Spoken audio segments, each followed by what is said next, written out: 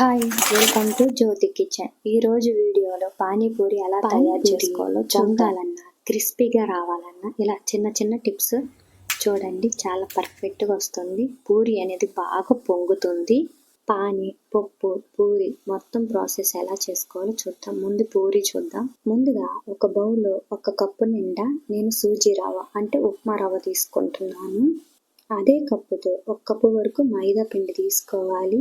కొద్దిగా వాటర్ వేసుకుంటూ ఇలా పిండిని సాఫ్ట్గా కలుపుకొని తడి క్లాత్ తోటి కప్పుకొని 1 అవర్ వరకు పక్కన 1 అవర్ తర్వాత తడి క్లాత్ తీసి ఇలా చూడండి ఎంత సాఫ్ట్గా ఉందో. ఇలా 5 మినిట్స్ వరకు బాగా ఇంకా పిండిని బాగా కలుపుకుంటూనే ఉండాలి. కలుపుకున్న పిండిని 2 పార్ట్స్గా తీసుకుంటున్నాను. 2 పార్ట్స్గా తీసుకున్న పిండిని సన్నగా చేసుకొని చిన్న చిన్న ఉండలు చేసుకోండి. పెద్దవి చేసుకుంటే పూరి అనేది పెద్దగా వస్తుంది. చిన్నది చేసుకుంటే తినడానికి ఈజీగా ఉంటుంది. చేసుకున్న ఉండల పైన 1 టేబుల్ స్పూన్ ఆయిల్ వేసుకొని పక్కన పెట్టుకోవాలి. చపాతీ చేసుకుంటే పీట పైన ఇలా కర్రతోటి అటు ఇటు సన్నగా ఈ మందంతో చేసుకోవాలి.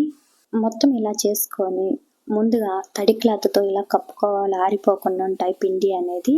డీప్ ఫ్రైకి సరిపడా ఆయిల్ వేసుకొని ఆయిల్ బాగా హీట్ అయిన తర్వాత మీడియం ఫ్లేమ్లో పెట్టుకోవాలి ఆయిల్ అనేది. ఇప్పుడు ఒక్కొక్క పూరి వేసుకొని ఇలా అటు ఇటు పొంగేటట్టు వీడియోలో క్లిప్లో చూపించినట్టు చేసుకొని ఒక గిన్నెలో వేసుకోవాలి. ఇలా మొత్తం ప్రాసెస్ ఇలానే చేసుకోవాలి. ఎంత పొంగితే అంత క్రిస్పీగా వస్తాయి. చూసుకొని మీడియం ఫ్లేమ్లో అడ్జస్ట్ చేసుకొని గ్యాస్ పైన ఇలా కాల్చుకోండి. ఒక్కసారి ఒత్తుకుంటే పానీపూరి అనేది బాగా పొంగుతుంది. పానీపూరి పొంగాలన్నా రావాలన్నా మనం పిండి కలుపుకునే విధానంలోనే ఉంటుంది. పానీపూరిలోకి పప్పు ఎలా చేసుకోవాలో చూద్దాం. ఉడికించిన బఠానీ పప్పు తీసుకుంటున్నాను. ఉడికించిన 2 ఆలూని స్మాష్ చేసుకున్నాను. 2 టమాటాలు మీడియం సైజులో సన్నగా కట్ చేసుకొని తీసుకుంటున్నాను. 2 ఉల్లిపాయలు సన్నగా తరుక్కొని పక్కన పెట్టుకున్న 1 మిర్చిని సన్నగా తరుక్కొని పక్కన పెట్టుకోవాలి. బఠానీ సగం మిక్సీ జార్లో వేసుకొని మెత్తగా మిక్సీ పట్టుకొని పక్కన పెట్టుకోవాలి. ఇప్పుడు ప్రాసెస్లోకి వెళ్దాం. ఒక కడాయిలో 2 టేబుల్ స్పూన్ ఆయిల్ వేసుకొని ఆయిల్ బాగా హీట్ అయిన తర్వాత సన్నగా కట్ చేసుకున్న ఆనియన్స్, సన్నగా తరుక్కున్న పచ్చిమిర్చి వేసుకొని కలర్ మారేంత వరకు వేయించుకోవాలి. కలర్ మారాక 1 టేబుల్ స్పూన్ వరకు అల్లం వెల్లుల్లి పేస్ట్ వేసుకొని పచ్చివాసన పోయే వరకు వేయించుకోవాలి.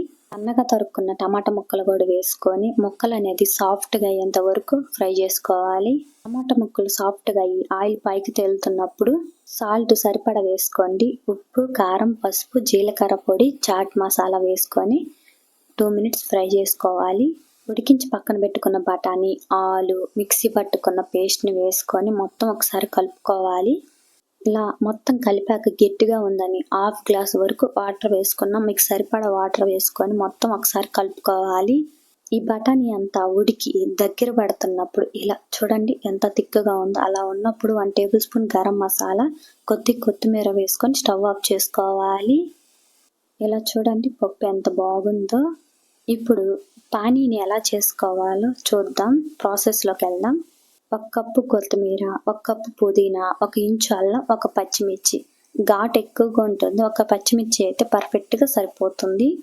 మిక్సీ జార్లో కొత్తిమీర, పుదీనా, అల్లం, పచ్చిమిర్చి వేసుకొని కొద్దిగా వాటర్ వేసుకొని పేస్ట్ చేసుకోవాలి. 1 గిన్నె తీసుకొని 1 గ్లాసు వరకు వాటర్ వేసుకుంటున్నాను. మిక్సీ పట్టుకున్న దాన్ని ఇలా వడకట్టుకోవాలి. 1 టేబుల్ స్పూన్ జీలకర్ర, సాల్ట్ చూసి వేసుకోండి. 1 టేబుల్ స్పూన్ కారం, 1/2 టేబుల్ స్పూన్ చాట్ మసాలా వేసుకొని మొత్తం ఒకసారి కలుపుకోండి. పానీపూరి ఎంత క్రిస్పీగా వచ్చిందో. పప్పు పానీపూరి బయట తినేంత టేస్ట్ మాత్రం చాలా బాగుంది. ఒకసారి ట్రై చేసి ఎలా వచ్చిందో నాకు కామెంట్ చేయండి. నచ్చితే మన వీడియోని లైక్ చేసి మరిన్ని వీడియోస్ కోసం మన ఛానల్ని సబ్స్క్రైబ్ చేసుకోండి.